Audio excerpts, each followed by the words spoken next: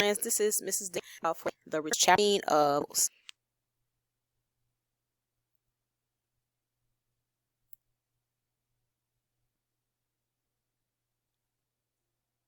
There we go. All right, let's get started. Toad was quite alarmed at Badger's serious style of greeting, but the rat whispered to him, "Never mind. He's always despondent when he's hungry."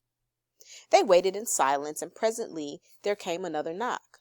The rat, with a nod to Toad, went to the door and ushered in the mole. "Hooray! Here's old Toad," cried the mole. "Why, you must have the rat, alarmed, pulling him by the elbow, but it was too late. Toad was puffing and swelling already. "Clever? Oh no," Toad said. "I'm not really clever, according to my friends. I've only broken out of the strongest prison in England. That's all. And captured a rail train and escaped on it. That's all." "Well, well," said the mole, moving towards the supper table. "Supposing you talk while I eat." "Not a bite since breakfast." And he sat down and helped himself to cold beef and pickles. Toad straddled the hearth rug, thrust his paw into his trouser pockets, and pulled out a handful of silver. "Look at that," he cried, displaying it. "It's not so bad, is it, for a few minutes' work? And how do you think I done it, Mole?" "Horse dealing. That's how I done it." "Go on, Toad," said the mole, immensely interested. "Toad, do be quiet, please," said the rat. "And don't you egg him on, Mole. Just tell us what the position is, and what's to be done. Now that Toad is back." "The position's about as bad as it can be," replied the mole. "Armed sentinels posted everywhere at Toad Hall." "It's a very difficult situation," said the rat, reflecting deeply. "But I think I see what Toad really ought to do." "No, he oughtn't," shouted the mole. "Well, I shan't do it anyway," cried Toad, getting excited. "I'm not going to be ordered about by you fellows." By this time they were all three talking at once, at the top of their voices, when a thin, dry voice made itself heard, saying, "Be quiet!" And instantly everyone was silent. It was Badger. "Toad," he said crossly, "aren't you ashamed of yourself? What do you think your father would have said if he had been here tonight?" Toad, who was on the sofa by this time, and began to sob.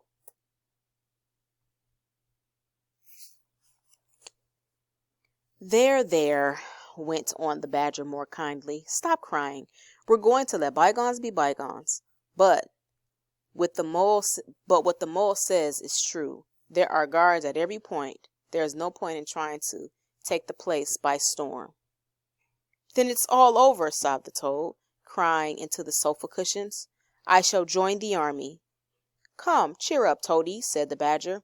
"There are more ways of getting back a place than taking it by force. Now, I'm going to tell you a secret." Toad sat up and dried his eyes. Secrets had an immense attraction for him, because he never could keep one. "There is an underground passage," said the Badger, "that leads from the river bank right up into the middle of Toad Hall." "Oh, nonsense, Badger," said Toad. "I know every inch of Toad Hall." "My young friend," said the Badger with great severity, "your father told me a great deal he wouldn't have dreamt of telling you. He made me promise not to tell you about it unless you really needed to know." The other animals looked hard at Toad to see how he would take it. Toad was inclined to be sulky at first, but he soon brightened up. "Well, well," he said. "Go on, Badger. How's this passage of yours going to help us?" "I found out," continued the Badger, "that there's going to be a banquet tomorrow night. It's somebody's birthday. And all the weasels will be gathered together in the dining hall. No weapons of any sort." "But the sentinels will be posted as usual," remarked the rat. "Exactly," said the Badger. "That is my point. The weasels will trust entirely to their guards, and that is where the passage comes in. That tunnel leads right up under the butler's pantry, next to the dining hall. "We shall creep out quietly into the butler's pantry," cried the mole. "With our pistols and swords and sticks," shouted the rat. "And rush in upon them," said the badger. "And whack 'em, and whack 'em, and whack 'em," cried the toad in ecstasy. "Very well, then," said the badger, resuming his usual dry manner. "Our plan is settled. We will make all the necessary arrangements in the morning." Toad slept till a late hour next morning, and by the time he got down he found that the other animals had already breakfasted.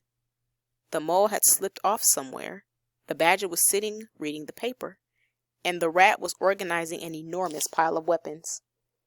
"I think the job can be done without the need for weapons, Rat," said the badger presently. "It's as well to be on the safe side," said the rat reflectively.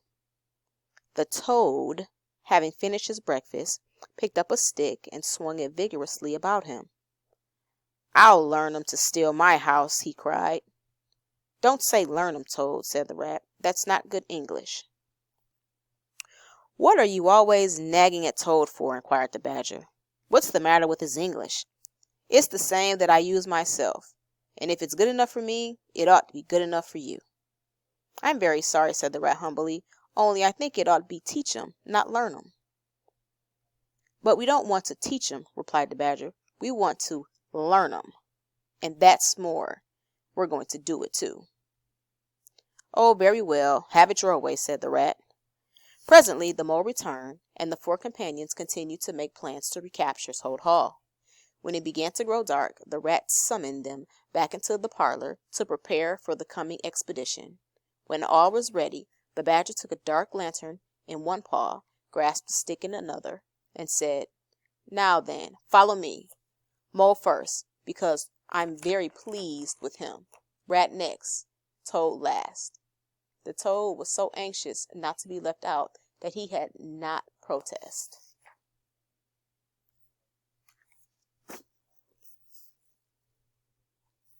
With Badger leading the way, they soon found themselves in the secret passage. It was cold and dark, and Toad began to shiver.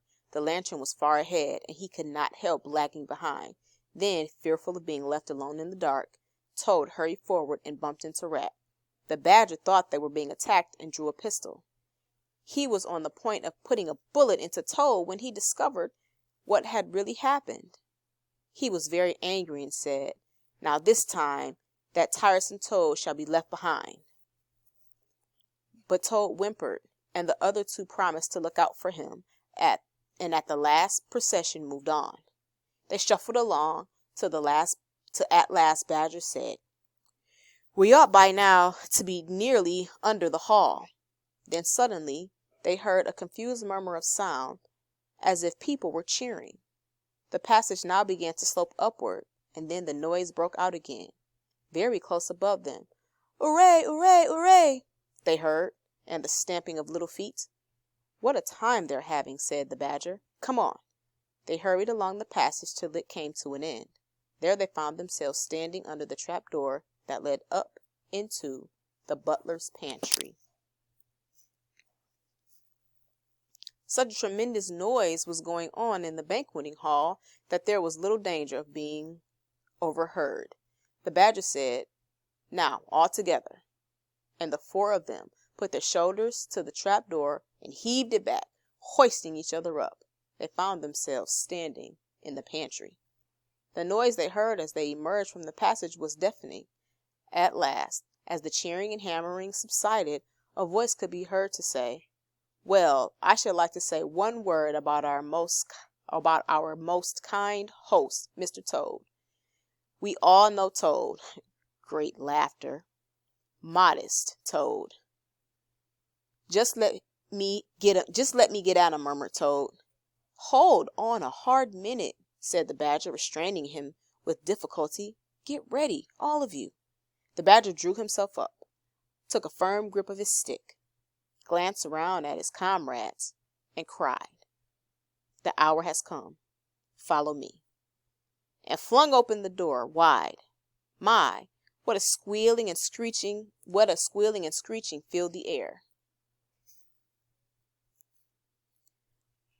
Well might the terrified weasels dive under the table. Well might the ferrets rush wildly for the fireplace and the chimney therein. Well might the tables and chairs be upset when the four heroes strode into the room. They were but four in all, but to the panic-stricken weasels, and long before the stoats, Toad Hall seemed full of monstrous animals, and they broke and fled with squeals of terror, and so Toad Hall was reclaimed. "Mole, you're the best of fellows," declared Badger to Mole. So impressed was he with how violently Mole had fought. Toad felt rather hurt that the Badger hadn't complimented him on how splendidly he had fought. But Toad put aside his jealousy and thanked Mole for his help. "Toad," said Badger, "you must have a banquet to celebrate," thinking immediately of all the speeches he would make and songs he would sing about his own leading part in the fight.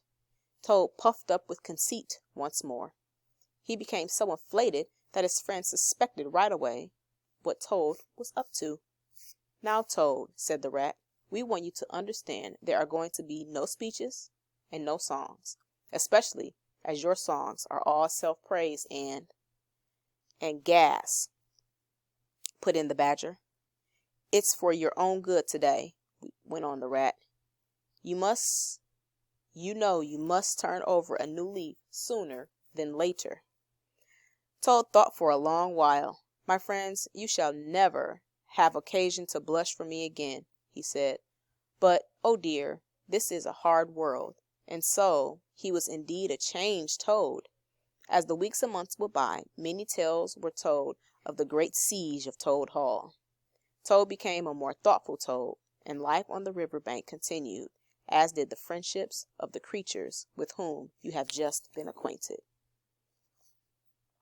So, friends, it looks like Toad changed his ways. So, as always, we are going to have some questions for our discussion. So, here are a few. Where does the underground passageway lead? Why do Badger and the others want to use the underground passage? And Toad has an immense attraction to secrets, but he has always been bad at keeping secrets. Do you think that was wise of Toad's father? Why or why not? Describe how the four animals are able to come in through the butler's pantry without being heard. So what was going on in the butler's pantry where they weren't heard? So, friends, these are going to be some of the questions that are going to be on the discussion. There may be one or two more if you need to listen to chapter 13 again. And, friends, this is the last chapter of The Wind in the Willows. So, in the end, they were able to take Toad Hall. That's it for The Wind in the Willows, my friends. I hope you enjoyed listening to these 13 chapters as much as I've enjoyed reading these 13 chapters to you. And tomorrow we will have something else. That's all for now.